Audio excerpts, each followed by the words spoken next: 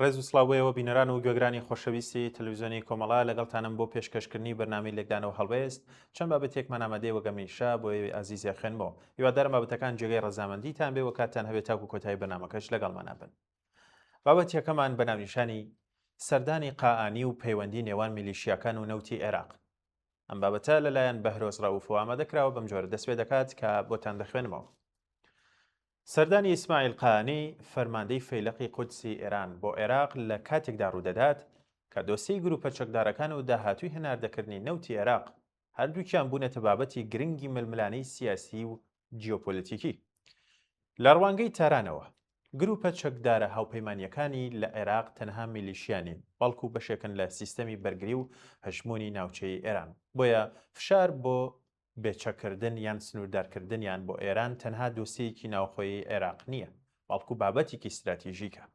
لە بەرامبەردا نەوت گرنگترین سەرچاوەی داهاتی عێراقە و گەروی هورمز ڕێڕەوێکی سەرەکیە بۆ گواستنەوەی بەشێکی گرنگ لە هەناردەکانی.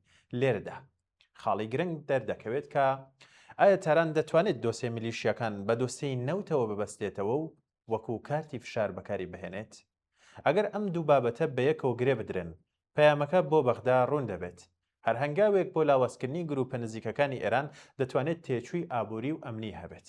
بەواتایەکی تر ئێران دەیەوێت بەغدا تێبگات کە دۆسیەی گروپە چەکدارەکان تەنها کێشەیەکی سیاسی نییە، بەڵکو بە پرسی ئاسایشی ناوچە و ئابووری عێراقیش پەیوەندی هەیە. بەڵام لە پشت ئەم هەمووەوە پرسیارێکی گەورەتر هەیە: ئایا ئێران دەیەوێت هەژمۆنی خۆی لە عێراق بپارێزێت یان دەیەوێت بەغدا لە هەر هەنگاوێک کە دەتوانێت داوسەنگی ناوچەی بە زیانی تاران بگۆڕێت بترسێنێت؟ لە کۆتاییدا سەردانی قائانی دەتوانێت زیاتر لە سەردانێکی یاسایی بێت، بەڵکو نیشانەی ئەوە بێت کە تاران هێشتا عێراق بە بەشێکی گرنگ لە استراتیژی بەرگری و هێشمونی ناوچەی خۆی دەزانێت و نەوت و گەروی هورمزیش دەتوانن ببنە بەشێک لە هاوکێشی ئەم فشارە.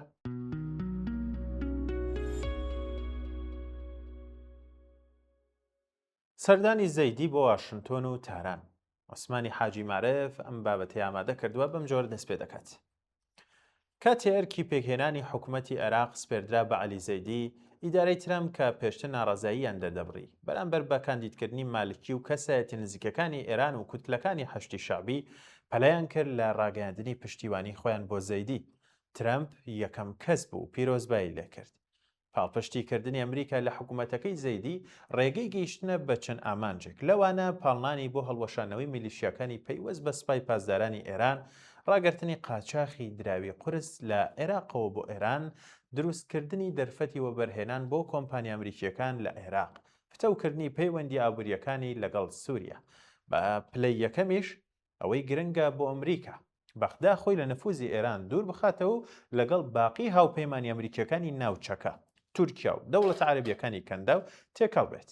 لەو چوارچێوەیەشدا ئیدارەی ترامپ لە ڕێگای تۆمبارەکی نوێنەریەوە هەوڵیدا پرۆژەی بۆری نەوتی کەرکووک بانیاس زیندوو بکاتەوە کە لەژێر چاودێری ئەمریکادا لە نێوان عێراق و سووریادا ڕێکەوتنی لەسەرکرا.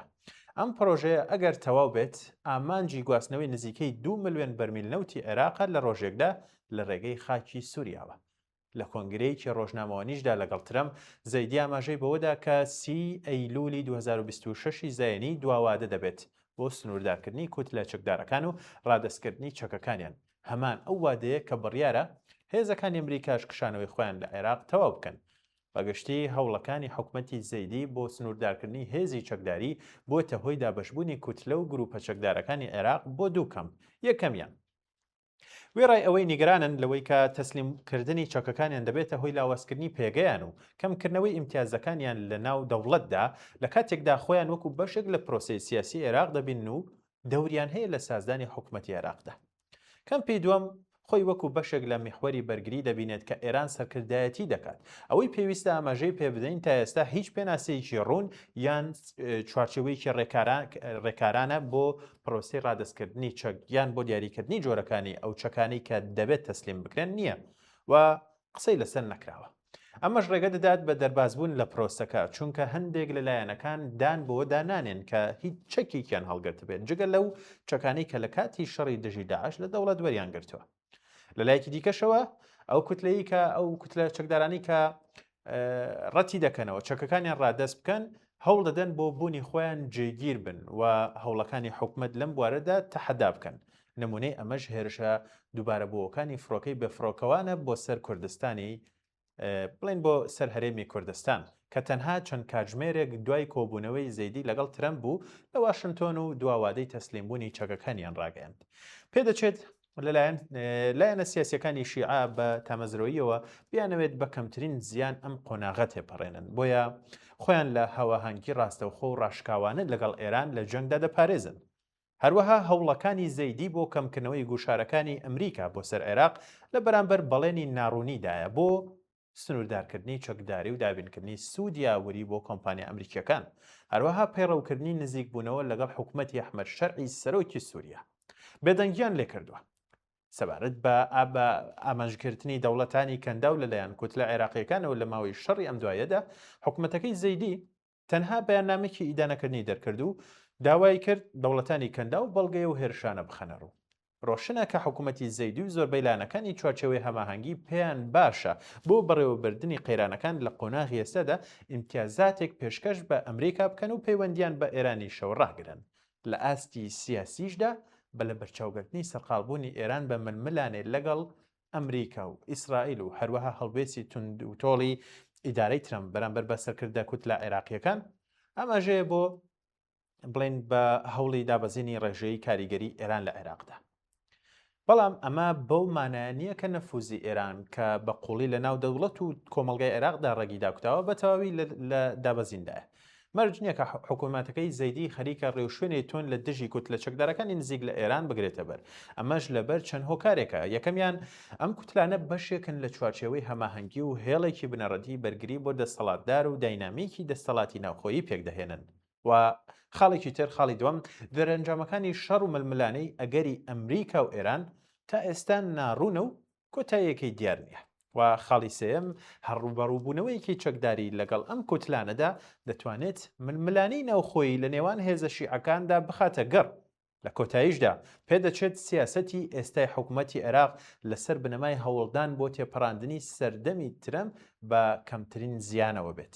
ئەمەش ڕێبازێکە کە زەیدی دەیەوێت بەرجەستەی بکاتەوە، بەڵام تا چەند دەتوانێت لەم گێشاوەدا سەرکەوتن بەدەست بهێنێت بە تایبەتی کە بنکەیەکی سیاسی سربەخۆی نییە و ناتوانێت سەنگەر لە هێزەکانی چوارچێوەی هەماهەنگی بگرێت. لە ئەنجامدا کردەوەکانی سنووردار دەکرێن و کاتێک لەگەڵ بەرژەوەندی سەرێکیەکانی هێزە بەڵادەستەکانی شیعەدا بەریەک دەکەون. بۆیە تەنها سیاسەتێکی خۆپاراستن دەگرێتە بەر بۆ سەقامگیربوونی پێکهاتی ڕژێمی تائیفی و دەوری چوارچێوەی هەماهەنگی کە لە نێوان پەرستەندنی شەڕ و ململانەی ئەمریکا و ئێران و قەیرانی سیاسی و ئابووریدا ڕاوەستاوە.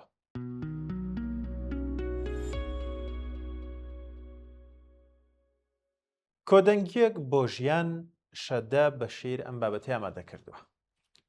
ئامارە نافەرمیەکان و هەواڵی ڕۆژانەی کوشتنی ژنان لە هەرێمی کوردستان جێگەی نیگەرانی و داخە، لەوەش بازارتر نەبوونی هەڵوێست و کاری جدی لایەنی پەیوەندیدارە. بۆیە پێویستە و ئەرکی هەر مرۆڤێکی ژیان دۆست و یەکسانی خوازەکە فشارێکی جدی لەسەر لایەنە پەیوەندیدارەکان دروست بکەن. با پێکەوە سنووری جیاوازیەکانمان ببڕین و کۆدەنگیەک دروست بکەین بتوانین کۆتایی بەم ڕەشە کوژەی ژنان بهێنین. پێکەوە بەشدار بین لە دروستکردنی ڕایگەشتی و فشارێکی جدی بۆ ئەوەی کوشتنی ژنان و هەواڵەکانی ڕۆژانەی کوشتنەکانیان تەنها بابەتی میدیا و سۆشیال میدیا نەبێت و دوای چەند ڕۆژێکیش لەبیر بچنەوە. ئێمە پێویستمان بەدەنگی هەمووانە، چالاکوان، ڕۆژنامەنووسان، هونەرمەند، ڕێکخراوەکانی ژنان و کۆمەڵگەی مەدەنی و مافی مرۆڤ، کەسانی کاریگەری کۆمەڵایەتی و هەموو ئەو کەسانی باوەڕیان وایە ژیانی هیچ ژنێک نابێت بە ژمارەیەک لە ئامارەکان. ئەمڕۆ سبەی و دوو سبەی هەفتەی داهاتوو پێویستە دەنگەکانمان یەک بگرن و سەدایەک دروست بکەین کە بگاتە گوێی هەموو مرۆڤێکی مرۆڤ دۆست، چونکە تەنها بە کۆدەنگی دەتوانین فشارێکی جدی دروست بکەین. با دەنگمان یەک بێت بۆ ئەوەی ژیان بپارێزین.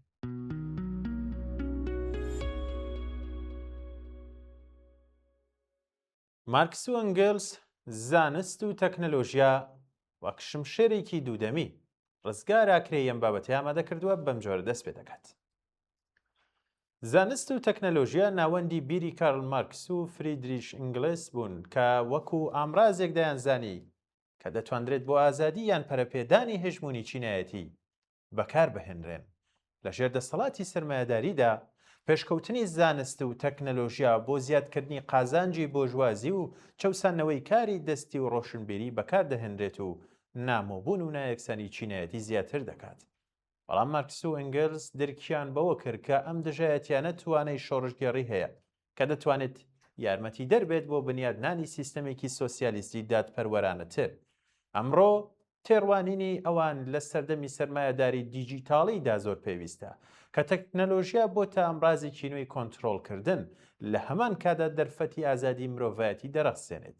هۆشیارێکی قوڵیان لە سروشتی دیالێکتی مێژوو و کۆمەلگا وای لێکردن کە پێشکەوتنی زانستی وەکو هێزێکی مادی و کۆمەڵایەتی ببینن کە ڕنگدانەوەی پەیوەندیەکانی دەسەڵاتی چینایەتی و شمشێرێکی دوودەمی خاوەن توانایی ئازادیخوازی گەورە و لە هەمان کاتیشدا بۆ قوڵکردنەوەی چەوساندنەوە و پتەوکردنی هێشتبوونی سەرمایەداری بەکاردەهێنرێت. بیرکردنەوەیان بەڵگەی توانایی شیکاری مادی بوو بۆ تێکەڵکردنی زانست لەگەڵ ململانەی چینایەتی کە تێیدا زانین دەبێتە هێزێکی پاڵنەر بۆ گۆڕینی جیهان نەک تەنها ئامرازێک بۆ تێگەیشتن. پرۆژەی ڕۆشنبیری ئەوان بەڕوونی داوای تێپڕاندنی سنووری سیستەمی سەرمایەداری دەکات بەرەو داهاتوویەکی مرۆڤانەتر لەسەر بنەمای ئەم ئەگەر ئازادی خوازانەیە کە پێشکەوتنی تەکنەلۆژیا پێشکەشی دەکات. لە شیکنەوەی مارکس بۆ سەرمایەداری تەکنەلۆژیا پێگەیەکی سەرەکی هەبوو لە ئاشکراکردنی دژایەتیە بنچینەیەکانی سیستەم. ئەو باوەڕی وابوو کە ئامێرەکان کە نوێنەرایەتی لووتکەی پێشکەوتنی زانستی دەکەن لە سەردەمی ئەودا ئامرازێک نین بۆ باشترکردنی ژیانی مرۆڤ یان ئازادکردنیان لە بارگرانی کاری سەخت، بەڵکو بوون ئامرازێکی کاریگەر بۆ کەڵەکەکردنی قازانجی سەرمایەداران و زیادکردنی چەوسانەوەی کرێکارانی دەست و ڕۆشنبیر. و ئەم بەکارهێنانە لە تەکنەلۆژیا بووەتە هۆی بەکارهێنانی بەهای زیادە بە کەمکردنەوەی پێویستی بەکاری مرۆڤ و پرۆلیتاریا لە دۆخێکی نامۆدا جێدەهێڵێت کە کرێکار لە پرۆسەی بەرهەمهێنان و دەرەنجامی کارەکەی دابڕاوە. بۆ مارکسیش ئەم دژایەتیە بەڕێکەوت نەبوو، بەڵکو بەشێکی گرنگی میکانیزمەکانی سەرمایەداری بوو کە زانست و تەکنەلۆژیا دەکاتە ئەمڕازی زاڵبوونی چینایەتی. ئەنگلس زانستی وەکو ئامرازێک بۆ تێگەیشتن لە ململانی کۆمەڵایەتی بەقوڵتر دەبینی. کاریگەری ئەو لەسەر دۆزینەوەی زانستیەکان وای لێ کردووە ببینێت کە ململانێت تەنها بە کۆمەڵگەی مرۆڤایەتیەوە نییە، بەڵکو سروشتیش دەگرێتەوە. لەگەڵەوەشدا ئەو دیترمینیزمی بایۆلۆجی ڕەتکردەوە و جەختی لەوە کردەوە کە یاساکانی فەرمانڕەوایی سروشت جیاوازن لەو یاسا کۆمەڵایەتیانەی کە کاریگەری کردداری مرۆڤی هۆشیاریان لەسرە. ئەنگلس ڕەهەندێکی زانستی بۆ ماتریالیزمی دیالێکتی زیاد کرد، نیشانیدا کە یاساکانی دیالێکتیک بەسەر سروشت و کۆمەلگادا جێبەجێ دەکرێن. تێگەیشت لە گۆڕانە مێژوویەکان وەکو بەشێک لە بزوتنەوەیکی پەرسەندنی سەرتاسەری بەهێز دەکات. ئەم بۆچوونە بۆ پێداچوونەوە بە تیۆری لە ژێر ڕۆشنایی گۆڕانە مێژوویەکاندا بۆ خودی مارکس نامۆ نەبوو، وەکو خۆی ئەنگلس بە ئاشکرا دانیان پێدان ناوە. لە پێشەکی هاوبەشیان بۆ چاپی ئەڵمانی مانیفێستی کۆمۆنیستی کە لە لەندەن لە ساڵی 1872 زایانیدا دەرچوو و 4 ساڵ پاش دەرچوونی مانیفێستی سەرەتایی پەرەنسیپە گشتیەکانی هێشتا بە تەواوی ڕاستن، بەڵام هەندێک لە وردەکاریە پراکتیکیەکانی واتە بەرنامەی شۆڕژگێڕانەی کە لە کۆتایی بەشی دووەمدا پێشکەشکرا کۆن بوون و پێویستیان بە فۆرمولەیەکی تەواو جیاواز هەیە. لەبەر ڕۆشنایی ئەم گەشە سەندنە پێشەسازیە گەورەی کە جیهان لە ساڵی 1848ەوە بەخۆیەوە بینیوە. فراوانبوونی ڕێکخراوی سیاسی چینی کرێکار و ئەو دەرسانەی کە لە کۆمۆنەی پاریس لە ساڵی 1870 زاینی وەرگیراون. ئەگەر مارکس ئەمڕۆ ئامادە بووایە بە هەمان لۆژیکۆ ئاماژەی بەوە دەکرد کە سەرمایەداری دیجیتاڵی قۆناغێکی پێشکەوتووی هەمان دینامیکی چەوسێنەرانە دەنوێنێت کە لە سەدەی 19هەمدا باسی کرد، هەرچەندە بە شێوازێکی زیرەکتر، ورتر، کۆنتڕۆڵکەر و قوڵتر. کۆنتڕۆڵکردنی چیتر تەنها بە خاوەندارەتی کارگە و کەرەستە خاوەکانەوە نییە، بەڵکو بۆ کۆنتڕۆڵکردنی لێشاوی داتا و ئاراستەکردن و کۆنتڕۆڵکردنی هەڵسوکەوت و هۆشیاری مرۆڤ فراوان بووە بۆ توندوتیژی سەرکوتی دیجیتاڵی و سەربازیکردن لە ڕێگەی ئەلگۆریتمەکانەوە و ئەو کاتەی کە لە زۆر حاڵەتدا بوو بەهۆی هاوپەیمانەتی لەگەڵ ڕاستڕەوی تونڕە و فاشیزمێکی دیجیتاڵی نایە. ئەو گۆڕانکاریانی سەردەمی دیجیتال هێناوێتی لەوانەیە ڕێگە بۆ دەرفەتی نوێ بۆ خەبات و ڕێکخستنی سۆسیالیستی بکاتەوە بە مەرجێک سوودیان لێوەربگرین و بە شێوەیەکی زانستی ورد مامەڵەیان لەگەڵدا بکەین. ئەمە مافێکی ڕاستەوخۆیە کە لەلایەن واقعی کاری ژنان و ڕۆشنبیران لە بەشە جیاجیەکانی جیهاندا سەپێنراوە.